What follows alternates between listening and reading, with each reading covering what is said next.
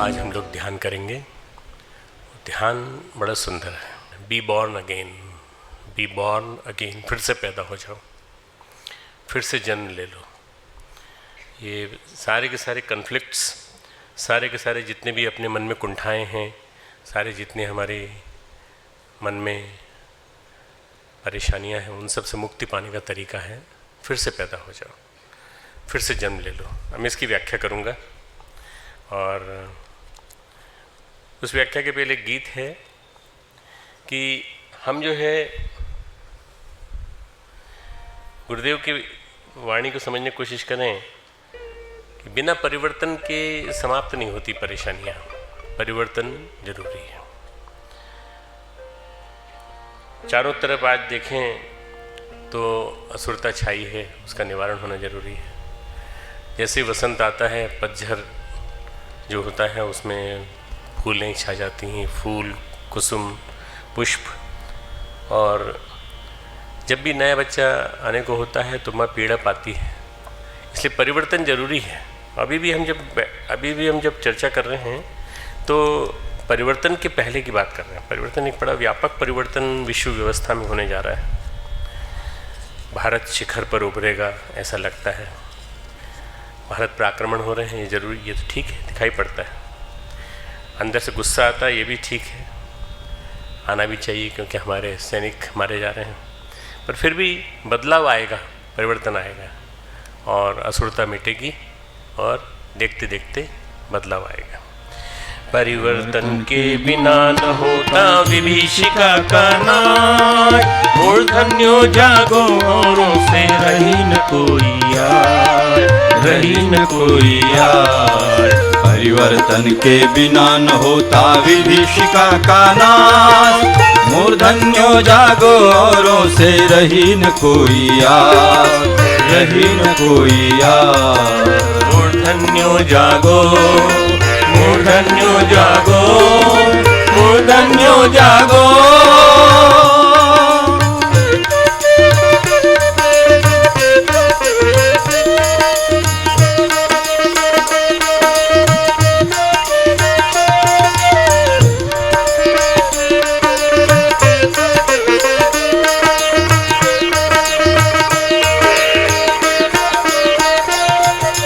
मानव के चिंतन चरित्र में आज असुरता छाई, पाप पतन में रस लेने की वृत्ति सभी में आई। मानव के चिंतन चरित्र में आज असुरता छाई, पाप पतन में रस लेने की वृत्ति सभी में छाई। है अभाव से दुखी राष्ट्र, जनसंख्या बढ़ती जाती, अणुयुद्धों की होड़ लग रही, मानवता कुलाती। अणुयुद्धों की होड़ लग रही, मानवता कुलाती। प्रकृति शुद्ध हो उठी आज फिर सहा न जाता त्रास, मूर्धन्यो जागो औरों से रही न कोई यार, रही न कोई यार। मूर्धन्यो जागो, मूर्धन्यो जागो, मूर्धन्यो जागो।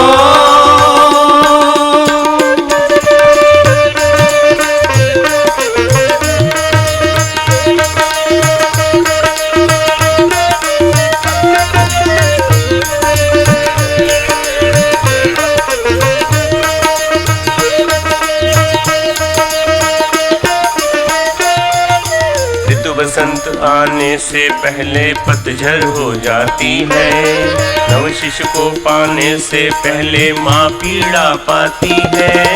ऋतु बसंत आने से पहले पतझड़ हो जाती है, नव शिशु को पाने से पहले माँ पीड़ा पाती है। नए भवन के लिए पुराने खंडहर ढाए जाते, ढाए खंडहर की छाती पर नए उठाए जाते, ढाए खंडहर की छाती पर नए उठाए जाते।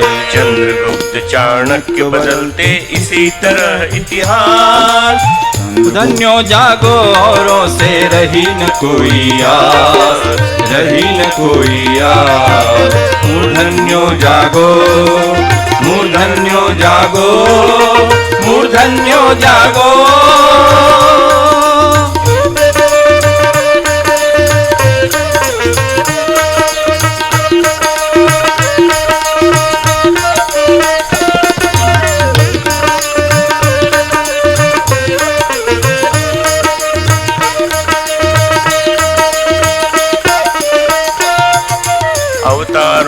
की परंपरा है परिवर्तन लाने को, दिव्य चेतना धारण करती इस मानव बाने को।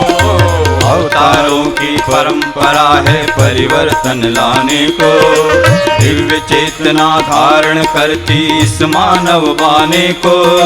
परिवर्तन हो गया जरूरी युग की पीड़ा हरने, प्रज्ञा का अवतार हो रहा नई चेतना भरने। प्रज्ञा का अवतार हो रहा नई चेतना भरने। हमने शिवा समर्थ सरीखा भरे नया विश्वास। मूर्धन्यो जागो औरों से रही न कोई आस, रही न कोई आस। मूर्धन्यो जागो, मूर्धन्यो जागो, मूर्धन्यो जागो।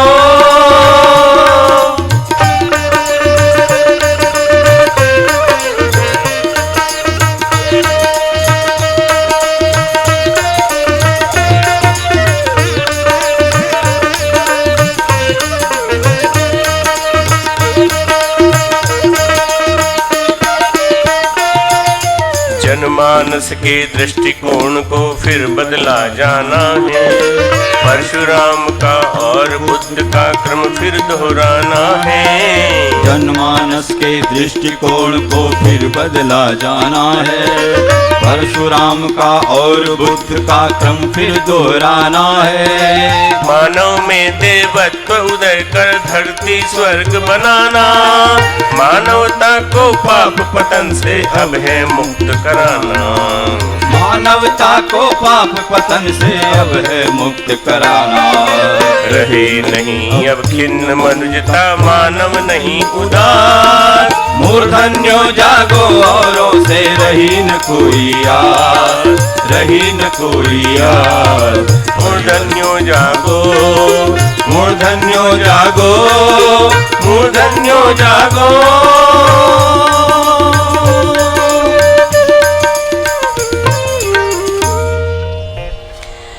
पिछली बार प्रश्नोत्तरी नहीं हुई थी, एक दुखद घटना घट गई थी, इसलिए तो उसने पिछली बार के सारे प्रश्न में ले आया हूँ, मैं उनके भी जवाब दे देता हूँ। क्या आज भी नर नारी एक समान है? हाँ, नर नारी हमेशा समान रहेंगे। बस एक ही प्रॉब्लम है, शहरी क्षेत्र में, शहरी इलाके में नारी का वर्चस्व है और ग्रामीण क्षेत्र में नर का वर्चस्व है। मेरी बात समझ गए कि नहीं पूरी तरह से? है ना? जो पति बेचारा थक के घर आता है शहरी क्षेत्र में, तो नारी जो है वो भी उतनी थकी हुई होती है, परंतु वर्चस्व नारी का है, क्योंकि घर वो संभालती है। और घर जब संभालती है गांव में, तो वहाँ पर एक प्रकार से नर जो है पूरी तरह से दमन करता है। जाति के आधार पर, हर किसी आधार पर देख लें, तो वहाँ पे नारी को सबसे नीचे माना जाता है। मोह में फंसे व्यक्ति को कैसे समझाया जाए, वो समझने को तैयार नहीं। मोह तो सबसे बड़ी परेशानी है, संसार की सबसे बड़ी परेशानी अगर कोई है तो मोह। मोह में फंसा हुआ व्यक्ति एकदम समझ ही नहीं पाता कि मैं ये मोहग्रस्त होकर के कर रहा हूँ। सबसे ज़्यादा ये समझाना चाहिए कि मोह में फंसे हुए लोगों की कैसे कैसी दुर्गति हुई। जब दुर्गति की बात सुनाओगे तो उनको समझ में आ जाएगा कि वास्तव में हमारी भी दुर्गति ऐसी होने वाली है। यज्ञ धर्म है या विज्ञान हो? यज्ञ एक विज्ञान भी है और एक धार्मिक प्रक्रिया भी है। यज्ञ, भगवान कृष्ण ने गीता में कहा है, अहम कृतु अहम यज्ञम अहम स्वधा अहम औषधम, 9वें अध्याय में, 9th चैप्टर में। मैं यज्ञ भी मैं ही हूँ, हवन रूपी क्रिया भी मैं ही हूँ, और मैं जो यज्ञ के लिए शुरू करते हैं प्रोसेस, क्रतु भी वही हूँ, सभी कुछ मैं हूँ। तो भगवान का रूप है यज्ञ। यज्ञ को 24 अवतारों में से एक माना गया है। जो हम लोग 10 अवतार की बात करते हैं ना, 10 अवतार के अलावा 24 अवतार भी हैं, उसमें 22वां अवतार यज्ञ का है। How to improve our communication skill? Try to practice it amongst yourselves. Try to practice the communication. Communication skill is not learned by teaching classes. It is learned by your own communication. Try to communicate to each other. अपने एक दूसरे से बातचीत करो, question answer करो। आज जैसे मैंने लेक्चर ले रहा हूँ, मेरे इस लेक्चर में तुमको कौन सी चीज़ ऐसी लगी जो डिस्कशन के लायक है, उसको डिस्कशन करो। फालतू की बकवास में तो बहुत टाइम लगा देते हो, आधा एक घंटा सहेली से बात करने में लगा देते हो, फ़ोन पे, घर पे फ़ोन करने में लगाए। तो इसके बजाय अगर 15 मिनट आधा घंटा तुम अगर आपस में कम्युनिकेट करने लगो एक दूसरे के साथ तो बहुत बढ़िया हो जाएगा। कम्युनिकेशन मेक्स द टाइज, बंधन बांधता है और प्यार बनाता है एक दूसरे के बीच में। मेरे संकल्प पूरे क्यों नहीं होते, इसके लिए मुझे कुछ समझ में नहीं आता। संकल्प बड़े बड़े नहीं लेना चाहिए, संकल्प छोटे लेना चाहिए। बड़े बड़े कदम चलेंगे तो गिर जाएंगे और चोट लग जाएगी।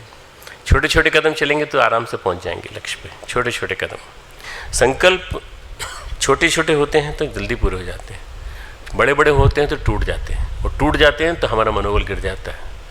छोटे छोटे संकल्प लो, छोटे छोटे संकल्प जल्दी जल्दी पूरे होंगे और उन संकल्पों के पूरा होने के बाद, जैसे हमें व्यक्तित्व बदलना है, पूरी तरह से बदलना है, ये बड़ा संकल्प हो गया। हमें अपनी बातचीत में थोड़ी मिठास लानी है, ये छोटा संकल्प हो गया। ठीक है, थोड़ी सी मिठास, थोड़ा कड़वापन चलेगा, थोड़ी मिठास, धीरे धीरे करके पूरी मिठास हो जाएगी। तो actually you have to transform yourself fully but gradually gradually gradually. ये व्यक्ति जन्म से अंधा हो, क्या उसे ईश्वर के दर्शन किसी रूप में हो सकते हैं? किसी कन्या के रूप में, व्यक्ति और शरीर के रूप में उसने, जिस कन्या ने व्यक्ति अर्थात शरीर रूपी को उसने कभी देखा भी ना हो सकते हैं, क्योंकि ये बिल्कुल सटलर प्रोसेस है, सूक्ष्म जगत की प्रक्रिया है। इसमें स्थूल इंद्रियों का कोई रोल नहीं है। आप सूक्ष्म नेत्रों से सब देख सकते हैं। मेरे पास बहुत लोग आते हैं, कई तरह के लोग आते हैं। कुछ जन्मांध होते हैं, कुछ जन्म के बाद थोड़े दिन बाद अंधे होते हैं बीमारी के कारण। मैं उनसे पूछता हूँ तुमको क्या क्या दर्शन होते हैं? बोले गुरुदेव माता के दर्शन होते हैं। जन्मांध को भी गुरुदेव माता के दर्शन होते हैं। भावनाओं पर निर्भर करता है, भावनाओं की उत्कृष्टता पे, भावनाओं के उतार चढ़ाव पर निर्भर करता है कि आप किस तरह से अपने आप को डेवलप कर, how you evolve yourself. सफल व्यक्ति होने का सिद्धांत बताइए। एकमात्र सिद्धांत, capacity to be developed to full extent, capacity development. अपनी क्षमताओं का अनंत गुना विस्तार करो, सफल होने के चांसेस पूरे हैं। उसके बाद फिर गुरुदेव के 4 सूत्र, समझदारी, ईमानदारी, जिम्मेदारी और बहादुरी, 4 सूत्र। अगर ये 4 सूत्र जीवन में उतर गए तो धीरे धीरे देखते देखते आप सफल हो जाएंगे। You always say positivity in, negativity out, but what is positivity and what is negativity? Whatever is harmful to your personality is negativity. Whatever is better for your personality is positivity. Whatever degrades you is negativity. Whatever motivates you, uplifts you is positivity. समझ में आ गया positivity और negativity का अंतर? Positivity और अंतर में यही अंतर है, जो तुमको गिराती है, जो तुमको अंदर ही अंदर धिक्कार करती है कि यार क्या तुमने क्या सोच लिया, ये नेगेटिविटी है। और जो तुमको अंदर से धन्यवाद देती है, वाह क्या बात, ये पॉजिटिविटी है। Please explain with real examples from life of गुरुदेव। गुरुदेव ने हमेशा जीवन भर पॉजिटिविटी रखी। पॉजिटिविटी उनके जीवन का एक हर चीज़ में, चाहे वो पत्रिका का संपादन हो, चाहे पत्रिका की संख्या के नीचे गिर जाना हो, चाहे पत्रिका की संख्या बढ़ जाना हो, हमेशा पॉजिटिव, हमेशा पॉजिटिव। हम लोगों को भी पॉजिटिव बनाए रहे गुरुदेव थ्रू आउट। मुझे 12 साल मौका मिला उनके साथ रहने का, बहुत नज़दीक से उनके पास रहकर बैठ के समझने का। उसके अलावा भी मैं इसके पहले 1963 से 13 साल की उम्र से उनके पास आ रहा था। सबसे ज़्यादा मौका मुझे मिला 1977 में, जब मैं यहाँ आ गया था। How can we remain positive all the time? Just think of positive vibrations, बस और कुछ नहीं। पॉजिटिव थॉट्स के बारे में सोचो, और उसके लिए तुम्हें स्वाध्यायशील बनना बहुत ज़रूरी है। स्वाध्यायशीलता जीवन के लिए बहुत ज़रूरी है।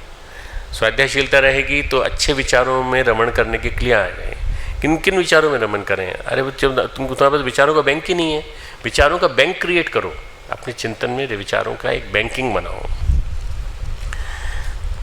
मेरे मन में एक प्रश्न उठ रहा है कि भगवान ने सर्वधर्मान परित्यज्य में किस धर्म की बात की? धर्म का मतलब है कर्तव्य। सारी चीज़ों को धर्म यानी ड्यूटी, सारी ड्यूटीज़ को एक तरफ रख दो। जैसे अभी युद्ध हो रहा है बॉर्डर पे जो है सारे लोगों की छुट्टी कैंसिल कर दी गई, सारे सैनिकों को बोल दिया गया कोई घर नहीं जाएगा। ये क्या है? सर्वधर्मान परित्यज्य, तुम्हारे बाकी सब कामों को छोड़ दो, इस काम को महत्व दो। युग धर्म ये कहता है कि तुमको यहाँ आना पड़ेगा। ये इसके ऊपर एक श्लोक है पूरा सर्वधर्मान परित्यज्य मामेकं शरणं व्रज। तो सब चीज़ों को छोड़, संसार को छोड़, लोभ को छोड़, मोह को छोड़, विभिन्न प्रकार के आकर्षणों को छोड़, तू मेरी शरण में आ जा। मेरी शरण में मतलब आदर्शों की, गुणों की शरण में, सद्गुणों की शरण में। मनुष्य को किसी न किसी के सहारे की जरूरत पड़ती है, जैसे हमारे माता पिता, भाई बहन, इनके बगैर आत्मविश्वास कम होता है।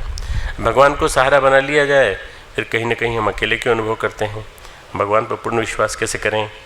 देखो, भगवान को सहारा बनाओ ना, तो ये मान के चलो कि फिर वो विजिबल इनविजिबल फॉर्म में हमेशा आपके पास है। विजिबल इनविजिबल फॉर्म में हमेशा आपके पास है, चारों तरफ, आपके चारों तरफ है, बस विद्यमान है। कभी समय मिलेगा तो मैं एक बहुत बढ़िया कहानी सुनाऊंगा। आज चूंकि समय कम है अपने पास और अपने को पूरा कवर करना है, इसलिए मैं आज नहीं सुनाऊंगा। इनविजिबल भगवान, वो कैसे आसपास रहता है और कैसे हमारी रक्षा करता है। जीव क्या है, परिभाषित कीजिए। हम स्वर्ग और नरक की बातें करते हैं तथा दूसरी तरफ हमसे भी ये कहते हैं 84 लाख योनियों में घूमता रहता है, तो फिर स्वर्ग और नरक का सुख किसे प्राप्त होता है? देखो, स्वर्ग और नरक जितनी भी चीज़ें हैं ना, गुरुदेव ने कहा विक्षुब्ध मनस्थिति ही नरक है और परिष्कृत मनस्थिति ही स्वर्ग है। इसी धरती पर है स्वर्ग और नरक, कहीं पर तो है इसी धरती पर, इसी धरती पर, इसी धरती पर। अगर आपको ऊपर के स्वर्ग और नीचे के नरक की बात करनी है तो सबसे ज़्यादा ये समझना पड़ेगा कि सबसे पहले तुमको कॉस्मोलॉजी पढ़नी पड़ेगी। कॉस्मोलॉजी के लिए तुम गीता का 9th चैप्टर पढ़ के आना, मैं तुमको समझाऊंगा स्वर्ग और नरक क्या होता है, तब तुमको समझ में आएगा क्या है। दैनिक पूजा, स्टूडेंट लाइफ के लिए दैनिक पूजा कैसे होनी चाहिए? बेटा, तुम भले केवल 5 मिनट कर लो, और 5 मिनट में तुम भगवान को अपने निर्मल भाव से उनका ध्यान करते हुए ये प्रार्थना करो, हमें सद्बुद्धि दे। बस 10 मंत्र गायत्री के जप लो, बस इतना ही कर लो। तुम इतना शुरुआत यहीं से कर दो, बाकी बाद में तुम ज़्यादा बड़ा करना चाहो तो कितनी पूजा कर लो। कोई किन विधि अथवा जप को शामिल करना चाहिए? मैं गायत्री मंत्र का जप कहूँगा। कितनी माला जप, कितना स्वाध्याय? बेटा, जितना तुमसे बने, जितना तुमसे बने। तुमको मैं I can not give a common formula कि तुमको इतना करना चाहिए। ध्यान करने का तरीका क्या है? आज देखो, सुनो, पूरी बात सुनो। गोत्र किसे कहते हैं? सनातन धर्म में गोत्र का क्या महत्व है? ऋषियों के नाम पर हमारे गोत्र हैं। ऋषि जो हैं हमारे, वो जैसे कहते हैं ना कि हमारा इवोल्यूशन के हिसाब से हमारे पूर्वज जो थे वो बंदर थे। तो हमारे स्वामी विवेकानंद से किसी ने कहा, भाई हमारे पूर्वज तो बंदर थे। तो उन्होंने कहा, आपके रहे होंगे बंदर, हमारे पूर्वज ऋषि थे, हमारे पूर्वज ऋषि थे। हमारे फोर फादर्स जिन्होंने हमें, जिनके नाम पर हमें क्वालिटीज़ आई हैं हमारे अंदर, केवल ऋषियों के नाम पर आई हैं। हम सब गोत्र ऋषियों के नाम पर हैं। सनातन धर्म में गोत्र का क्या महत्व है? आध्यात्मिक दृष्टि से ही महत्व है, वैज्ञानिक दृष्टि से महत्व है, दोनों दृष्टि से महत्व है। क्योंकि हम जैसे गोत्र का नाम लेते हैं तो उस ऋषि की सारी चेतना हमारे अंदर आ जाती है।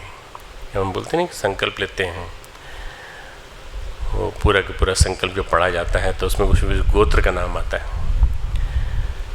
पितृतर्पण का क्या महत्व है? यह इस साल को इस पक्ष में ही क्यों मनाया जाता है? ये जो पक्ष है पितृपक्ष कहलाता है, पितरों का पक्ष। पितर जो हैं वो हमारे पूर्वज हैं, जो कि उस योनि में प्रतीक्षा कर रहे हैं, अगली वेटिंग लिस्ट में बैठे हुए हैं। कहाँ जाना है उनको? जन्म लेना है या मुक्त होना है? उनके लिए तृप्ति का हम अगर प्रयास करते हैं तो पितृपक्ष में तृप्ति के लिए तर्पण और श्रद्धा के लिए श्राद्ध।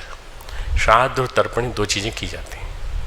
और जिनके पितृ जो हैं वो तृप्त रहते हैं, वो आशीर्वाद देते हैं ऊपर से, और ऊपर से आशीर्वाद दे करके आपको, आपकी बहुत सारी मनोकामनाओं को पूरा करते हैं। वो सपने में भी दर्शन देते हैं कई बार, और धन्यवाद भी देने के लिए आते हैं कई बार। अब गायत्री मंत्र मेरे साथ साथ बोलें। ओम भूर्भुवः स्वः तत्सवितुर्वरेण्यं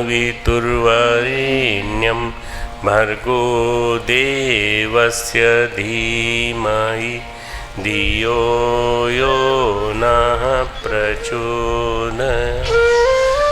ओम गुरुर्ब्रह्मा गुरुर्विष्णु गुरुरेव महेश्वरः गुरुः साक्षात् परब्रह्म तस्मै श्री गुरुवे नमः।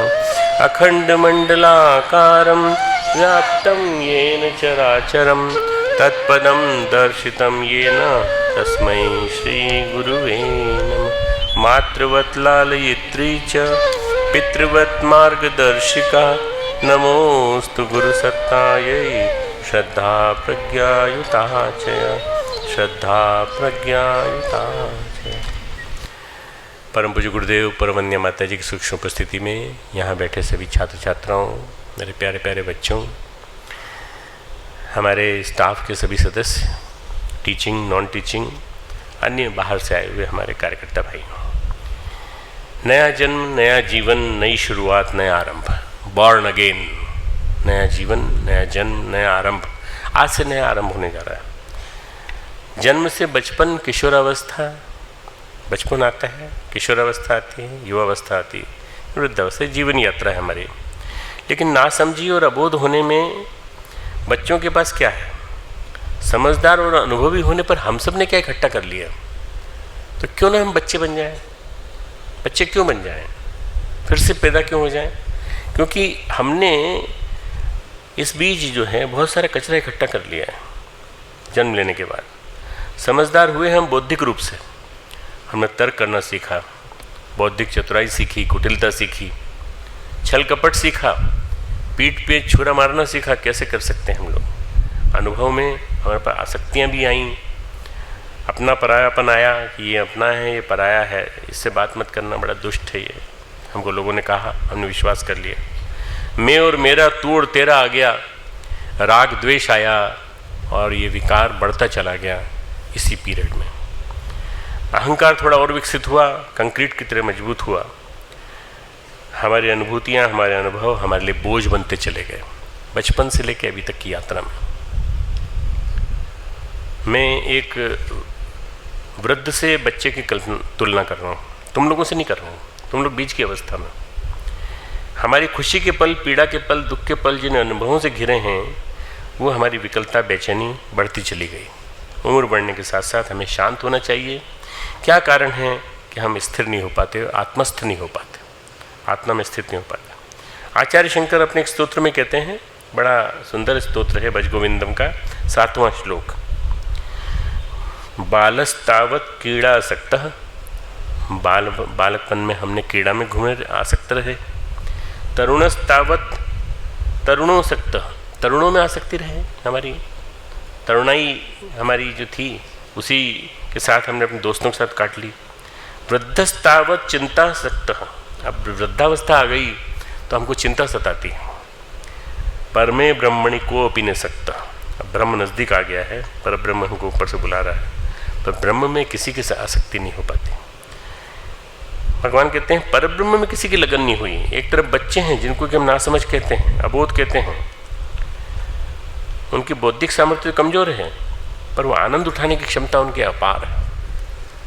देखो, किसी भी बच्चे की बौद्धिक क्षमता, किसी भी तरुण की, किशोर की बौद्धिक क्षमता के आधार पर मूल्यांकन मत करो। उनके अंदर आनंद उठाने की क्षमता है कि नहीं? Can you enjoy? Do you enjoy each and every moment? क्या आप हर क्षण को, प्रतिपल को एंजॉय करते हो? जीवन का हर पल आनंद की सौगात लिए वो आता है बच्चों में। वो पक्षियों को देखकर ही खुश हो लेते हैं, वो बादलों में खुशी ढूंढ लेते हैं। अरे जरा सा पानी गिर गया, इतना सा पानी गिर गया, थोड़ा सा, जरा सा, उसी में वो आंगन में जाके खुशी ढूंढ लेते हैं। छोटी छोटी चीज़ों में खुशी ढूंढ लेते हैं, रंगों में खुशी ढूंढ लेते हैं, खिलौनों में खुशी ढूंढ लेते हैं। एक छोटे बच्चे को खिलौने की कार पा करके वो खुशी होती है जो तुम बड़े होकर के कार खरीदोगे।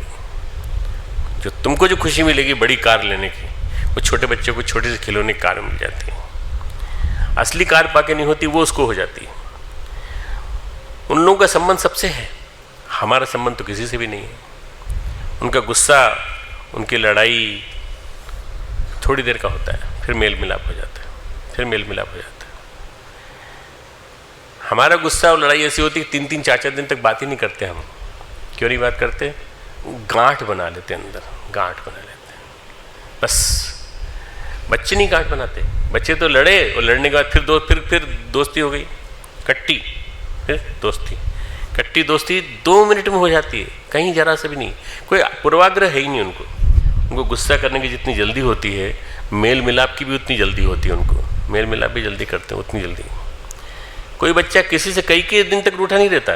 क्यों नहीं रूठा रहता? कोई बता सकता है क्यों नहीं रूठा रहता? क्या अकल नहीं होती इस वजह से?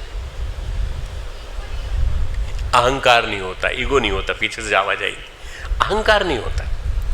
बच्चे के अंदर अहंकार नहीं है, किसी बात का अहंकार नहीं है। मैं इससे बड़ा हूँ या मेरा घर इससे बड़ा है, मेरे माता पिता इतने पैसे वाले हैं, ये नहीं, अहंकार नहीं होता। सबसे बड़ी बात, अहंकार क्या है, जब तक है तब तक प्रेम आएगा नहीं एक दूसरे के बीच में। किसी भी दुकान में जाएंगे, किसी भी चिड़ियाघर में जाएंगे, कहीं घूमने जाएंगे, किसी पार्क में खेलने जाएंगे, छोटे छोटे बच्चे जो हैं उनकी तुरंत एक दूसरे के साथ दोस्ती हो जाती है, एक दूसरे को जानते ही नहीं। तुमने देखा होगा कि अपन लोग दोस्ती करने में थोड़ा सा परहेज करते हैं, परंतु उन लोगों को दोस्ती करने में कोई दिक्कत नहीं होती। हम लोग अभी गए थे मुंशियारी, उसके पहले एक महीने पहले हम लोग गए थे जीजी को लेके साथ में, और मेरी दोनों चिन्मय की दोनों बेटियों को, शेफाली को। चिन्मय गया हुआ था इंग्लैंड, हम गए यहाँ से, तो हमको एक ऐसी जगह ठहराया गया जहाँ पर कि IVRI का हेडक्वार्टर है, इंडियन वेटरनरी रिसर्च इंस्टीट्यूट, बहुत बढ़िया इंस्टीट्यूट है। अब 1830 में स्थापित, मतलब बहुत कितना पुराना, तुम कल्पना कर सकते हो, बहुत पुराना, उतनी पुरानी बिल्डिंग और सब का सब। हम लोग तो वहाँ घूमते रहे, पर हमारे जो बच्चे थे दोनों, इन दोनों ने 4-5 वो जो लोग ठहरे थे उन लोगों के बच्चों से कोई दोस्ती हो गई, नाम आके बताया उन्होंने कि वो ऐसी है, वो ऐसी, वो ऐसी, वो ऐसी, वो ऐसी, वो इतनी अच्छी, इतनी प्यारी है, वो बरेली में रहती है और वो वहाँ रहती है, उनकी दोस्ती हो जाती है। भले उसके बाद अलग हो गए तो उसके बाद याद भी नहीं उनको कौन बच्चे थे, पर ये जो मित्रता है, प्रेम है, खुशी है, आनंद है, खिलौनों के पशु पक्षी हैं, चित्रों में बने हुए पशु पक्षी हैं, उनको खुशियाँ दे देते हैं, छोटी छोटी खुशियाँ। बच्चों की खुशियाँ छोटी छोटी होती हैं, हमारे दिमाग में बड़ी बड़ी खुशियों के संकल्प हैं, इसलिए हम बड़े बड़े दुखी हो जाते हैं कई बार। छोटी छोटी खुशियाँ पालने की कोशिश करें। हम भी किसी न किसी को खुशी देंगे, आज किसी न किसी को खुश करेंगे। छोटे बच्चे को सोने में तकलीफ नहीं होती, उसे अनिद्रा की शिकायत नहीं होती, आराम से सो जाती है, बड़े मजे से सपने देखते हैं, सपने से उठते हैं, सपने की घटना बताते हैं कि मैंने ये देखा, हमारी दोस्त आई थी, उसको इतने खिलौने मिले, हमको इतने खिलौने मिले, अपना सपना भी सुनाते हैं। बच्चों के संसार में चारों तरफ प्रेम, खुशियाँ और आनंद बिखरा पड़ा है। इसीलिए तुमने देखा होगा कि सारे दिन वो जो बटोरते रहते हैं वो खुशियाँ ही खुशियाँ हैं। हमारे जीवन में हम दिन भर बटोरते हैं, चिंता ही चिंता है, लगाव, तनाव है, खुशियों के पल तो ढूंढे ही नहीं मिलते। जगह जगह हमारा अपमान है, जगह जगह हमारा सम्मान है, हर चीज़ को हम अपमान और सम्मान की भाषा में परिभाषित करते हैं। किसी से भी दिल खोलकर मिलना तो हम जानते ही नहीं, दिल खोल के मिलना हम नहीं जानते। कहीं निमंत्रण आए तो पहले निमंत्रण में विचार करते हैं कि हमारा नाम नंबर 1 पे है कि नंबर 2 पे है। नंबर 1 पे है तो हम जाएंगे, नहीं तो नहीं जाएंगे, हमारा ईगो बोल रहा है, हमारा ईगो बोल रहा है। और ये आदमी ठीक नहीं है, इसके गए थे पिछली बार, इसने ठीक से बात नहीं की थी, नहीं जाएंगे। अब हमारा अहंकार तब से चला आ रहा है जब पिछली बार गए थे। बचपन का संसार और अब बड़े होने का संसार सब बदल गया पूरा पूरा। अब कुछ निर्दोष नहीं रहा, दोष मुक्त नहीं रहा, हर जगह विचित्र से प्रदूषण फैल गया है। आज का जो ध्यान है, ये ध्यान है प्रदूषण मुक्त होने का ध्यान। आज का ध्यान प्रदूषण मुक्त होने का ध्यान है, ग्रंथि मुक्त होने का ध्यान है। विभिन्न प्रकार के नॉट्स, विभिन्न प्रकार की ग्रंथियां जो बन गई हैं हमारे अंदर, प्रदूषणों से और विभिन्न प्रकार की ग्रंथियों से मुक्त होने का, फिर से निर्दोष होने का ध्यान, फिर से आनंदित होने का ध्यान, और फिर से एक बार पैदा होने का ध्यान। फिर से एक बार पैदा होकर देखो, पैदा होने के तुरंत बाद बच्चा कितना खुश होता है, कितना, तुम्हें बस केवल इशारा भर करो उसके मुंह के ऊपर तो उसी पर खुश होने लगता है। जब से माँ के पेट से जो गर्भनाल जुड़ी थी वो कटी, संसार में संबंध बने, बड़ी धूल आ गई, धीरे धीरे बड़ी परतें चढ़ती चली गई जीवन में, भावनाओं का, विचारों का मेल चढ़ गया। इन परतों को धोने का ध्यान है आज का, बी बॉर्न अगेन। जितनी परत हमारे ऊपर चढ़ती चली गई हैं, इनको धोना है, इस मेल को और इस कीचड़ को हटाना है। हमारे यहाँ संस्कृति में कहा गया है द्विजत्व धारण करना चाहिए। तुमने सुना है द्विजत्व, द्विजत्व, दूसरा जन्म। एक दूसरा जन्म तो होता है गुरु दीक्षा लेते समय, एक तुम्हारी ज्ञान दीक्षा जो तुम्हारी हुई थी यहाँ, वो भी द्विजत्व था। पर सही अर्थों में दूसरा जन्म तब है जब हमारा व्यक्तित्व नए सिरे से जन्म ले ले, हमारे व्यक्तित्व नए सिरे से जन्म ले ले। पुराना व्यक्तित्व छोड़ो, फटा पुराना हो गया, उसको छोड़ दो, नया धारण कर लो, जीवन ग्रहण करना, नया जीवन ग्रहण करना। बचपन को, उस निर्देशिता को, उस निर्दोष मुक्त अवस्था को लौटा लो। महापुरुषों ने अपने ग्रंथों में लिखा है परमहंसों के बारे में, परमहंसों की अवस्था का चित्रण किया है। विवेक चूड़ामणि में आचार्य शंकर ने लिखा है, बहुत बढ़िया। लिखने की जरूरत नहीं, तुम्हारे श्लोक को लिखने की जरूरत नहीं है। दिगंबरो वापि च सांबरो वा त्वगंबरो वापि चिदंबरस्था उन्मत्तवद्वापि बालवद्वा पिशाचवद्वा विचरन्ति वन्यान। इतना बड़ा श्लोक मैंने बोला है विवेक चूड़ामणि से। विवेक चूड़ामणि में ये जो श्लोक है ये बताता है कि मौजी होते हैं परमहंस, दोष मुक्त होते हैं, निर्दोष होते हैं। कोई वस्त्र न पहने हो तो दिशा ही इनका वस्त्र बन जाती है। हो सकता है कपड़े पहने हो, सांबरो वस्त्र धारण किए हुए हो, त्वगंबरो हो सकता है त्वचा ही उनका वस्त्र हो। ऐसी अवस्था प्राप्त कर ली हो जिन्होंने शरीर को ही अपना कपड़ा मान लिया हो। आत्मा के लिए, जीवात्मा के लिए शरीर वस्त्र ही तो है। भगवान कहते हैं ना कि अपना ये वस्त्र, जीवात्मा रूपी जो अंदर सत्व है, उसका जो वस्त्र है, उसके मरने पे तो, उसके मारे जाने पर, वध्य होने पर तो क्यों दुखी होता है? उस समय दुखी नहीं होना चाहिए। चिदंबरस्था, चिदाकाश, पूरा आकाश हमारा वस्त्र है। परमहंस का वस्त्र पूरा आकाश होता है। फिर उनकी अवस्था की क्या कहने हैं? हो सकता है कि बालक की तरह घूम रहे हो, मस्त अलमस्त खुश। हो सकता है कि उन्मत्त की तरह घूम रहे हो। बहुत सारे साधु महात्माओं के किस्से आते हैं। बनारस में एक, वाराणसी में एक विश्वविद्यालय प्रकाशन है, उसने किताबें निकाली हैं भारत के साधु महात्मा, योगी महात्मा, साधु महात्मा। उसके करीब 8 खंड निकले हैं भारत में। उसमें कई खंडों में कई तरह तरह के महात्माओं के बहुत सारी वर्णन है, बड़े विलक्षण विवरण हैं और सारे सत्य हैं, बिल्कुल सत्य। परमहंस की अवस्था में उनका प्रकटीकरण एक बालक की तरह है। रामकृष्ण परमहंस का तुमने सुना होगा, ताली बजाते थे ऐसे, ताली, आ गया आ गया आ गया, नरेंद्र आ गया, नरेंद्र आ गया, नरेंद्र आ गया, बालक की तरह से। अब वो विवेकानंद तार्किक, विवेकानंद दार्शनिक, विवेकानंद बहुत अच्छे पढ़े लिखे, वो सोच रहे हैं पागल की तरह से क्या बात कर रहे हैं। रुक रुक रुक, मिठाई खिलाता हूँ, मिठाई खिलाता हूँ तुझे, मिठाई खिलाता हूँ। तो मिठाई खिलाने लगते हैं हाथ से। कहते हैं मैं बड़ा हूँ, मैं 22-23 साल का लड़का, उसके मुंह में मिठाई डालोगे तो क्या कहेगा? शर्म आ रही, मुझे शर्म आ रही, मत करो, सबके सामने मत करो। ये परमहंस जो होते हैं, ये परमहंस ही होते हैं, बिल्कुल रामकृष्ण परमहंस। मैंने गुरुदेव को भी परमहंस के रूप में देखा है। कई बार परमहंस भी बालक की तरह घूमते हैं, बालकों के साथ खेलते हैं, मौज मजे करते हैं, उनके साथ रहते हैं, आनंदित रहते हैं। बात यह है कि परमहंस बच्चे की तरह होते हैं, निर्दोष होते हैं, निर्विकार, किसी से कोई गिला शिकवा नहीं, कोई बातचीत नहीं, किसी से कोई शिकायत उनके मन में नहीं आती। हमने क्या किया है कि बचपन से लेकर अभी तक अपने को प्रदूषण से भर लिया है। एक यात्रा हमने पूरी की है, बचपन से लेकर यौवन तक, यौवन से वृद्धावस्था तक, और अब हमको एक यात्रा पूरी करनी है घर वापसी की। हमारा घर कौन सा है? घर हमारा है वही पुराना वाला बालक अवस्था। कबीर कहते हैं साधो ये देश बेगाना रे, साधो ये देश बेगाना है। कहाँ तुम पड़े हो इस चक्कर में, पैसे के चक्कर में, बड़े मकान के चक्कर में, बड़ी पोस्टिंग के चक्कर में, ये क्या पड़े हो तुम? अरे साधु पुरुषों, ये देश अपना नहीं है।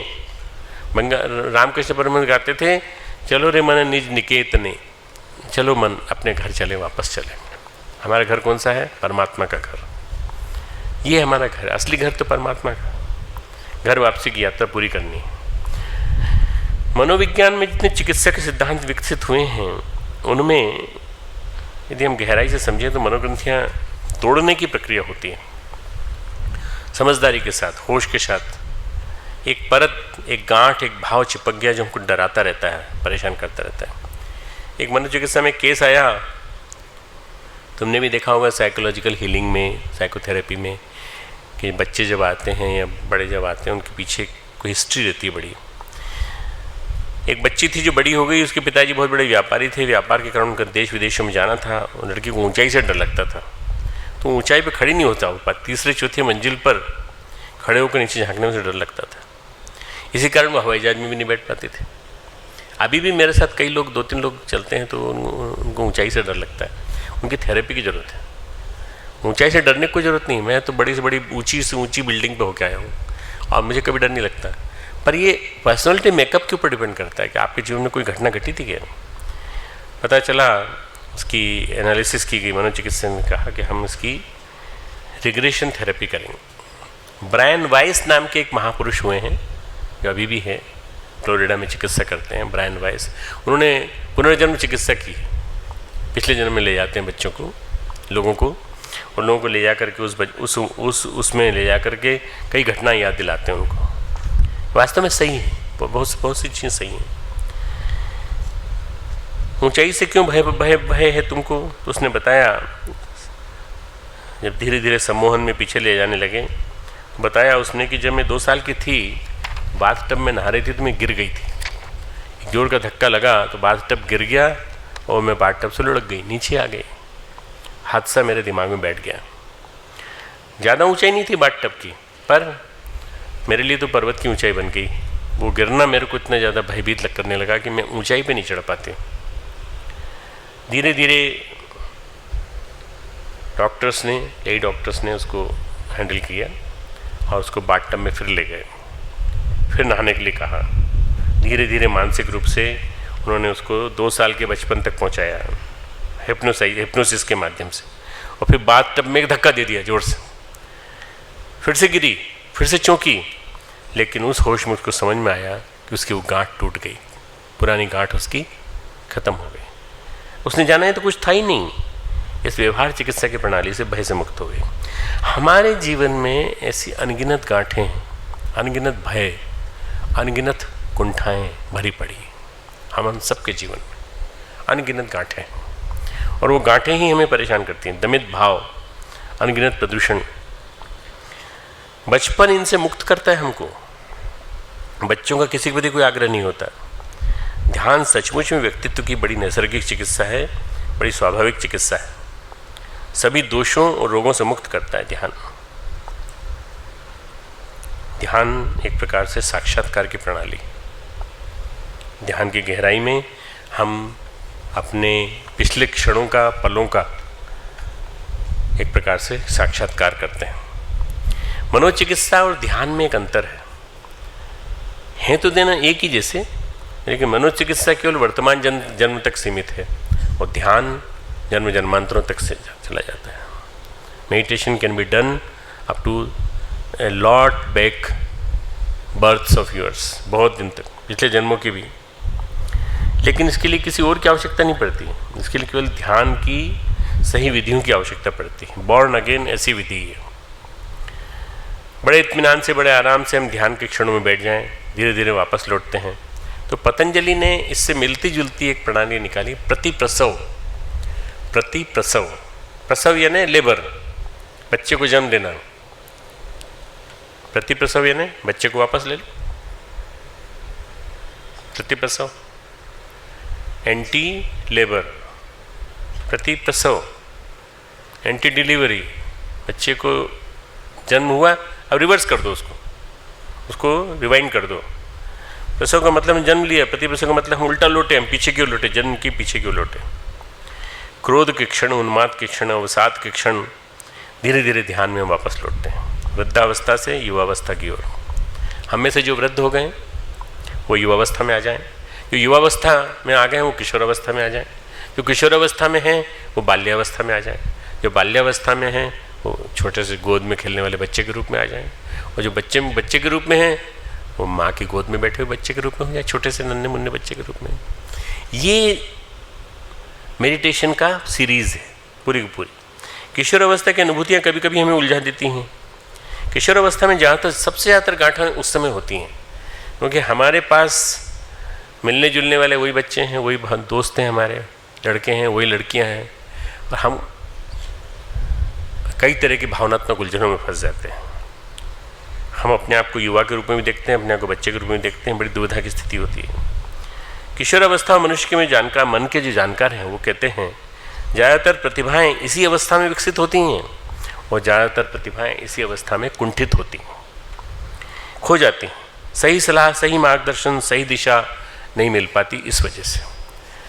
तुम लोग सब किशोर हो, तुम्हें इन चीज़ों को समझना पड़ेगा कि इस अवस्था में यदि हमें सही मार्गदर्शन मिला, यदि हम सही ढंग से चलते रहे, छोटा सा एक आश्वासन तुमको कोई दे देता है तो तुम उसके पीछे पड़ जाते हो, तुम्हें उसका प्यार अच्छा लगने लगता है, शरीरगत आकर्षण उसका अच्छा लगने लगता है, और फिर तुम्हें वो ग्रंथि बन जाती है वो अंदर।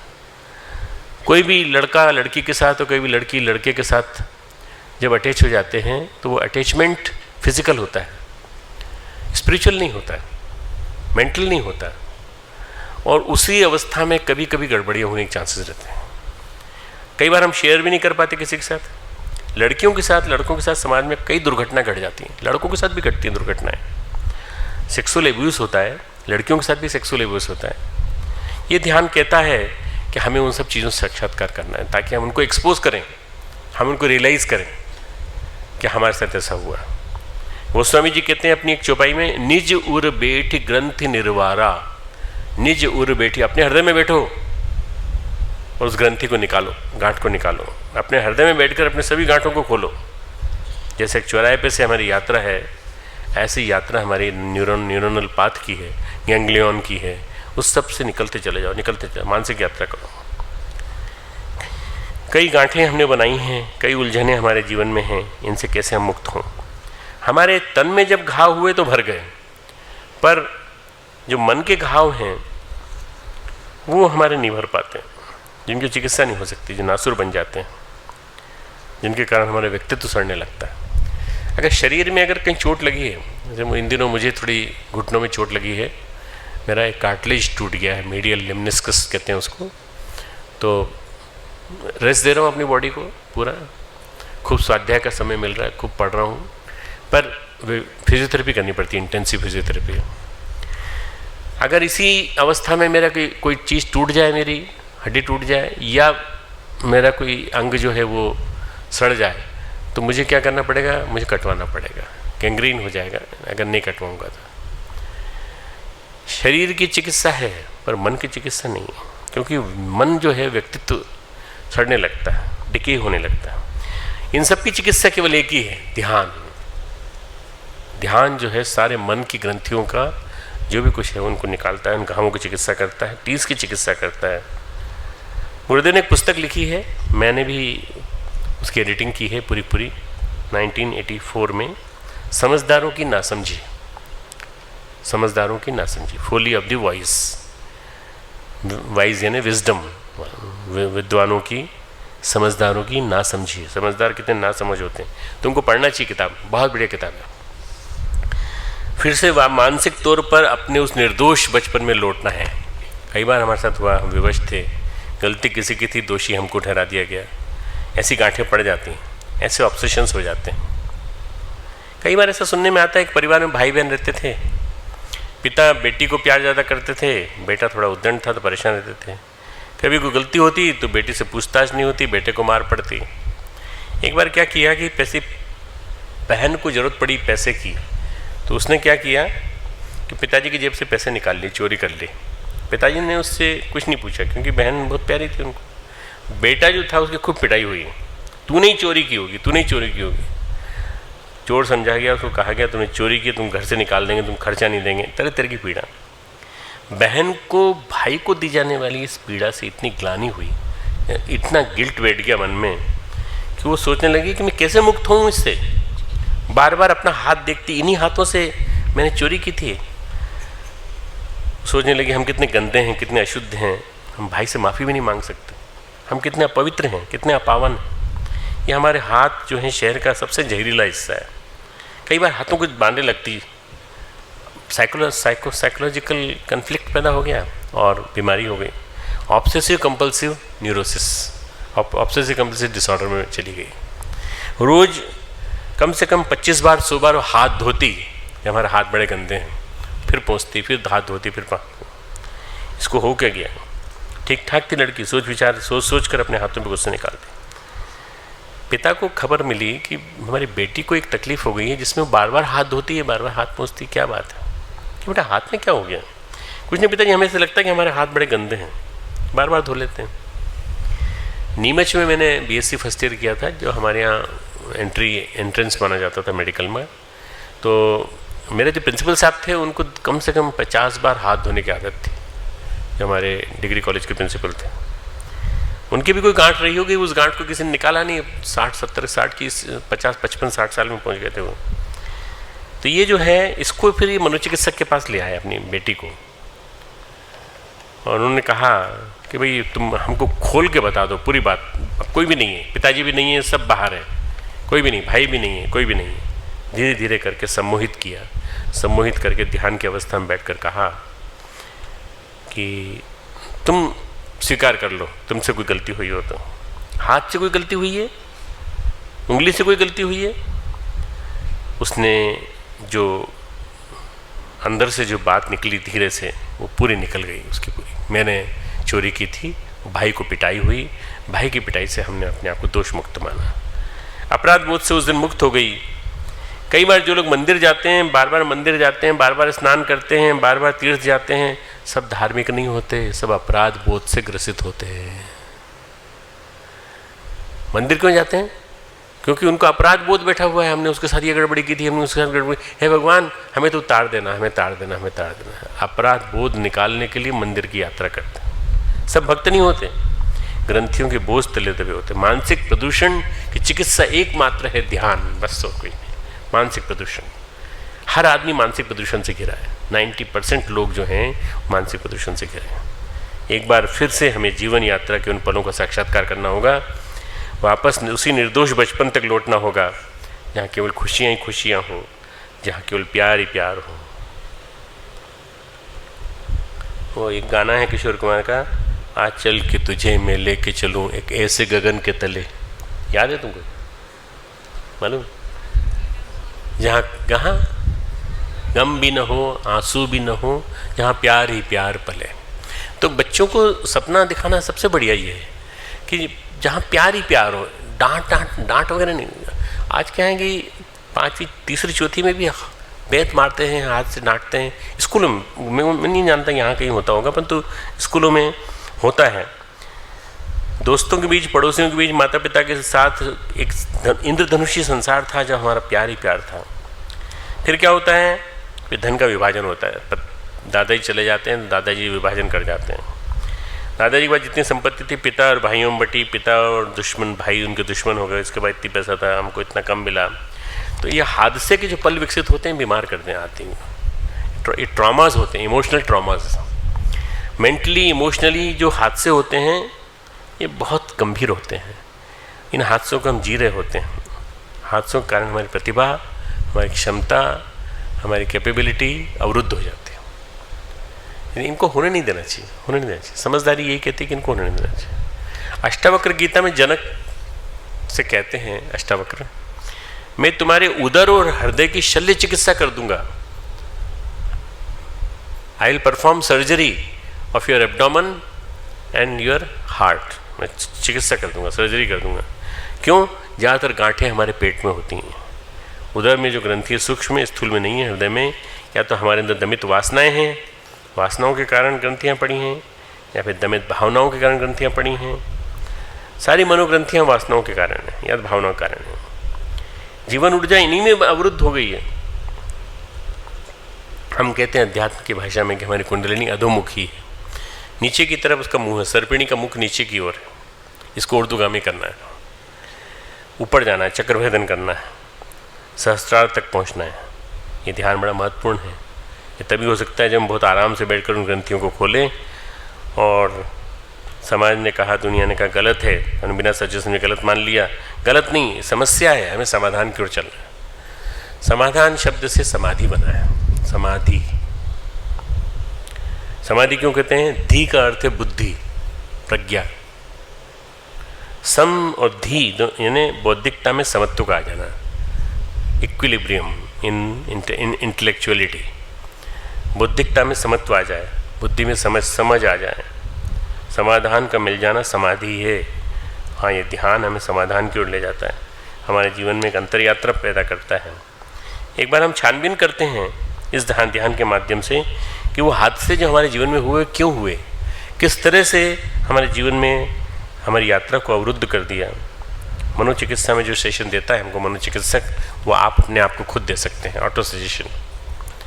जब बात मन की हो, मन की गहरी परतों की हो, और जल्दबाजी नहीं बल्कि हमारी ऊर्जा बिखरी हुई है, इस जल्दबाजी का नहीं कोई मतलब नहीं है। धीरे धीरे धीरे धीरे अंधेरे पलों में, हादसे के पलों में, ग्रंथियों के पलों में हमें साक्षात्कार करना होगा, धीरे धीरे निश्चिंतता के साथ। परमहंस क्यों प्रसन्न रहते हैं? परमहंस की अवस्था में क्यों होती है? क्योंकि उनका अंतःकरण और उनका अंतर्मन प्रदूषित नहीं होता, उनमें कहीं गांठें नहीं होती, कहीं पर कहीं भी दमन नहीं, ऊर्ध्वगमन नहीं है। हमारे में दमन है, ऊर्ध्वगमन नहीं है, अधोगमन है। भावनाओं के दमन के कई पल है हमारे जीवन में। कभी किसी ने डांट दिया, हमने डांट सुन ली, वो डांट हमारे अंदर बैठ गई गांठ बन करके। बचपन फिर से चलें, एक बार नया जन्म, नया आरंभ। शरीर नहीं पीछे लौट सकता है, मन तो लौट सकता है पीछे। भाई आप शरीर आज बी बॉर्न अगेन में बच्चे नहीं हो जाओगे सब। पता चला थोड़ी देर बाद कि किसी को बुलाना पड़ा बड़ों को कि इन छोटे छोटे बच्चों को उठा के ले जाओ यहाँ से, सबको छोटा कर दिया हमने। वो बच्चा नहीं, शरीर से नहीं, मन से बच्चा हो। पिक्चर आई थी पिछले दिनों, दिल तो बच्चा है जी। मालूम नहीं उस पिक्चर में क्या था, मुझे नहीं मालूम, तो मैंने हेडिंग पढ़ा तो मुझे बड़ा अच्छा लगा। दिल तो बच्चा है जी। बच्चे की तरह बन जाओ, बच्चे की तरह हो जाओ, ना मासूम हो जाओ। शरीर स्वस्थ है, शरीर रोग मुक्त है, पर रोगों के कारण तो मन में है ना। एक वेलनेस, एक वेलबींग, चारों तरफ बिखरती खुशी, अवसाद की संपूर्ण समाप्ति का ध्यान, अवरोधों का शमन इस ध्यान से होता है। ध्यान बड़ी गहरी चिकित्सा है और इस चिकित्सा की बड़ी उन्नत प्रणाली है। ये ध्यान उन क्षणों की बंधी हुई ऊर्जा को, उन क्षणों में जो ऊर्जा बंध गई, जहाँ गांठें पड़ गई, मुक्त कराता है। दुर्घटना के क्षणों को हम दुर्भाग्य के क्षण बना लेते हैं, नहीं, हमें दुर्भाग्य नहीं, उनको सौभाग्य का क्षण बनाना चाहिए।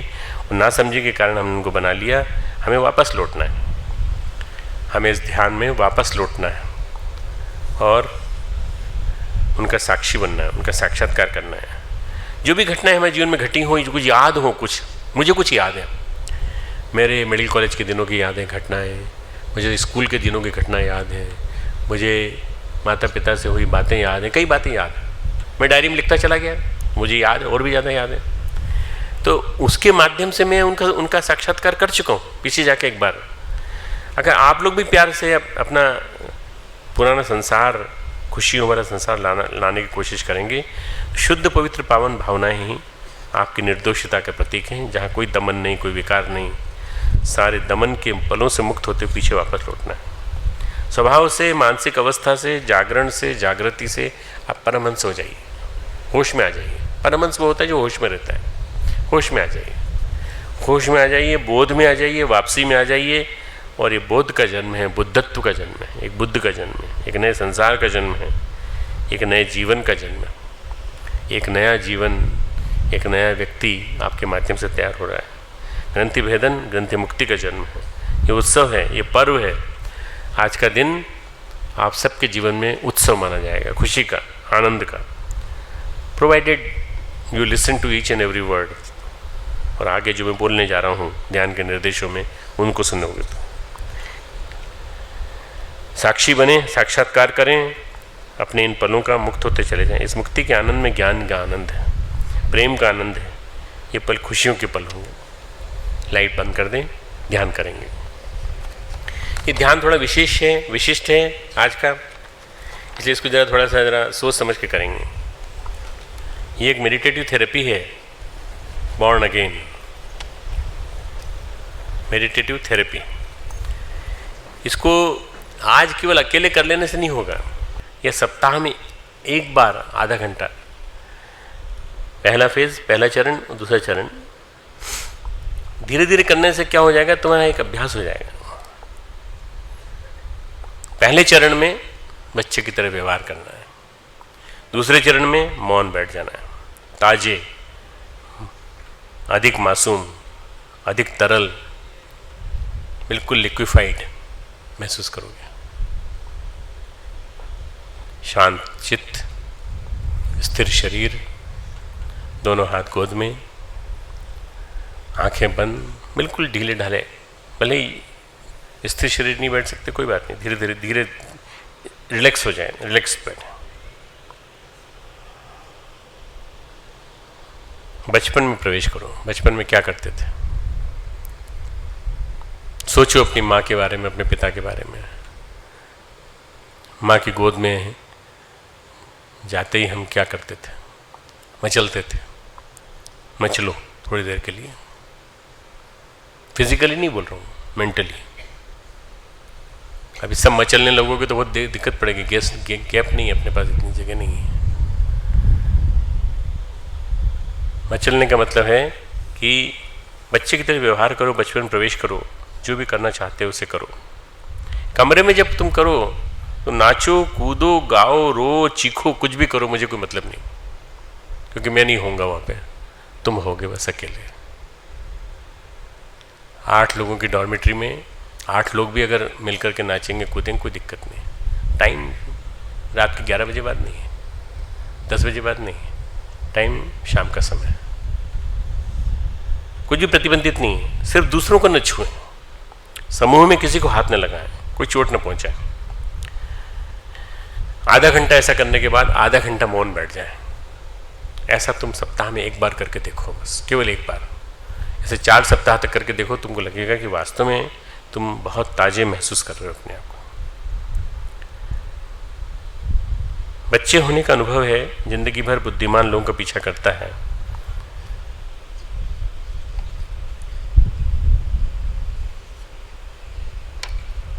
बच्चा जो है बुद्धिमान बनने की कोशिश करता है। हम जो है दोबारा चाहते हैं बच्चा बनना। वही निश्चलता, वही विस्मय, धीमी सी प्रतिध्वनि शेष है अभी हमारे अंदर। बचपना कहीं है हमारे अंदर। हम हंसते हैं, खेलते हैं, तुम लोग के साथ हंसी मजाक करते हैं, तो वो हमारा बचपना है जो निकल आता है। पर तुमने जिसे कोई सपना देखा हो, पूरा धर्म बचपन के उस अनुभव से पैदा होता है, तुम्हारा पीछा कर रहा है। विश्व के सभी धर्मों की कहानियों में एक अवधारणा है, कभी आदमी स्वर्ग में रहता था, उस स्वर्ग से निष्कासित कर दिया गया है। ये सब सिंबॉलिक है। ये कहानियाँ ये कहने का प्रयास है, हर आदमी स्वर्ग में जन्म लेता है और बाद में उसे खो देता है। जब आप बच्चे थे तो आप स्वर्ग से आए थे। धीरे धीरे आपने दुनिया भर की चालाकियाँ सीखी, तरह तरह के धोखे सीखे, तरह तरह के धोखे आपके साथ हुए, इसलिए आप गड़बड़ा गए। स्वर्ग की खोज तुम्हारे बचपन की पुनः खोज है। स्वर्ग को खोजो, उस स्वर्ग को खोजो जो तुम्हारे माँ की गोद में तुमको मिलता था। स्वभाव तो तुम्हारा शरीर बच्चे का नहीं होगा, लेकिन तुम्हारी चेतना उतनी निर्मल होगी जितनी किसी बच्चे की होती है।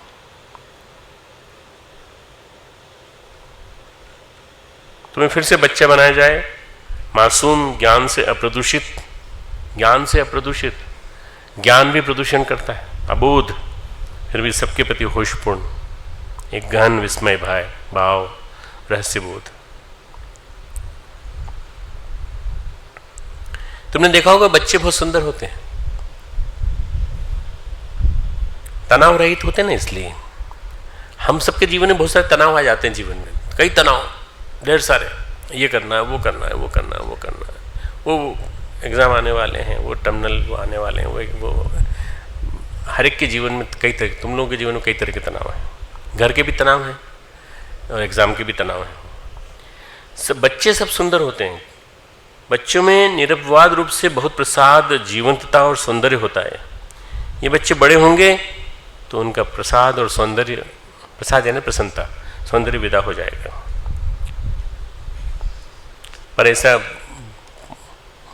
बड़ा आदमी, युवा, किशोर, उसके अंदर थोड़ी सा बचपना है अभी, इसलिए उसके अंदर मिल जाएगा, पर प्रौढ़ के अंदर नहीं मिलेगा।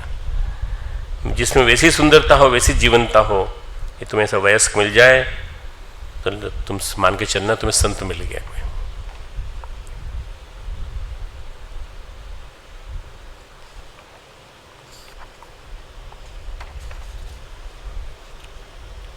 लेट गो बताना चाहता हूं तुमको मैं। Let go, forgive and forget and forgive.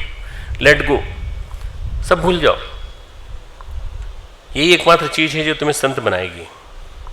कोई चर्च नहीं सिखाता, कोई मंदिर नहीं सिखाता, कोई धर्म नहीं सिखाता। इसको केवल वही लोग सिखाते हैं जो मनश्चिकित्सक हैं या आध्यात्मिक मनश्चिकित्सक हैं।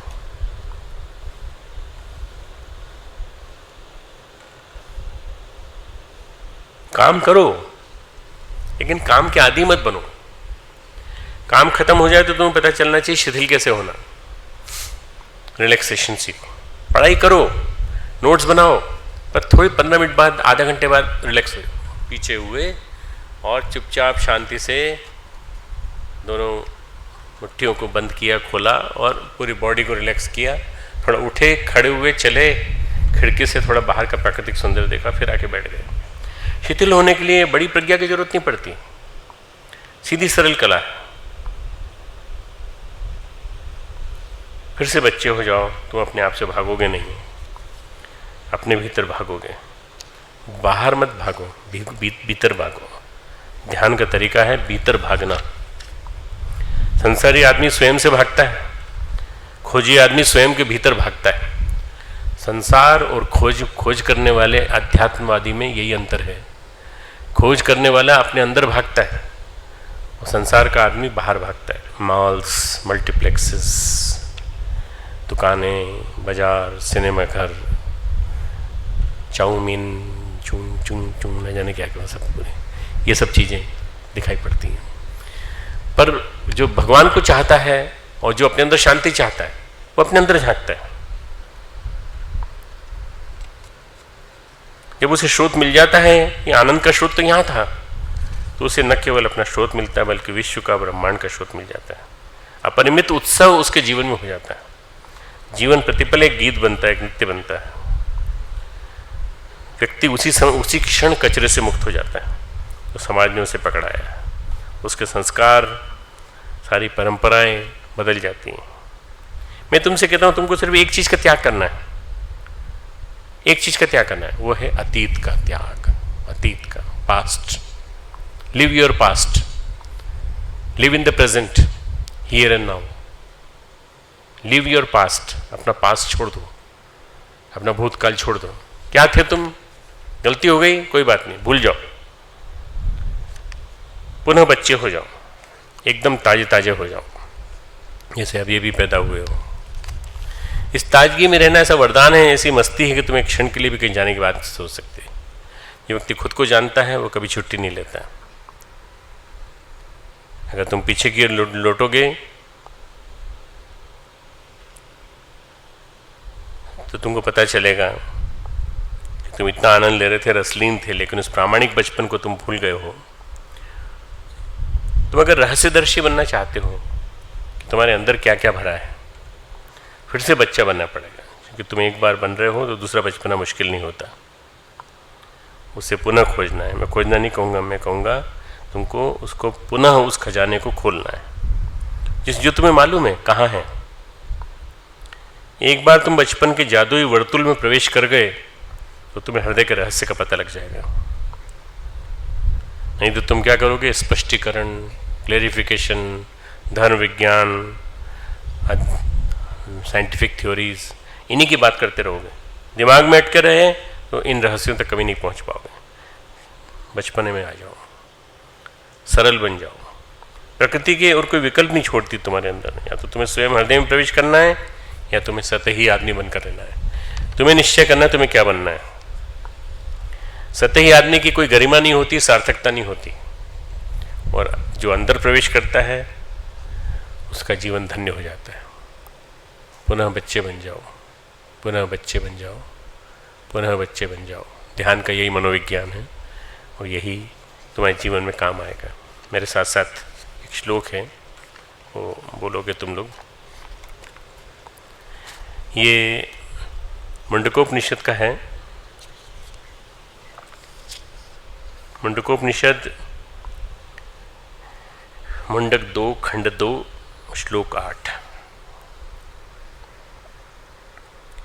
मेरे साथ साथ बोलेंगे। भिद्यते हृदय ग्रंथि छिद्यन्ते सर्व संशयाः क्षीयन्ते चास्य कर्माणि तस्मिन् दृष्टे परावरे। कार्य और कारण स्वरूप उन परात्पर परब्रह्म पुरुषोत्तम को तत्व से जान लेने पर इस जीव के हृदय की अविद्या रूपी गांठ खुल जाती है, जिसके कारण इसने इस जड़ शरीर को ही अपना स्वरूप मान रखा है। इतना ही नहीं, वो सारे संशय कट जाते हैं और समस्त शुभाशुभ कर्म नष्ट हो जाते हैं, अर्थात वह जीव सब बंधनों से सर्वथा मुक्त होकर परमानंद स्वरूप परमेश्वर को प्राप्त होता है। ओम शांति शांति शांति। लाइट जला दीजिए, दोनों हाथों को रगड़िए और अपने माथे पे लगाइए। ये मुंडको उपनिषद का तो ज्ञान है, जो श्लोक सुना है तुमने, तुमको सीडी में मिल जाएगा। तुम इसको 2/2/8 करके लिख लेना। मुंडक 2 खंड 2 और 8वें नंबर का श्लोक, बहुत बढ़िया श्लोक है। हृदय की ग्रंथियों का भेदन, ये इसका स्पष्टीकरण बहुत अच्छा दिया है इसमें। ईशादि 9 उपनिषद, ये जो किताब है ये उपलब्ध है, द्रोलिया के किताब है। उपनिषदों का ज्ञान बड़ा गजब का ज्ञान है। इनके माध्यम से मैं हमेशा ध्यान समाप्त करता हूँ।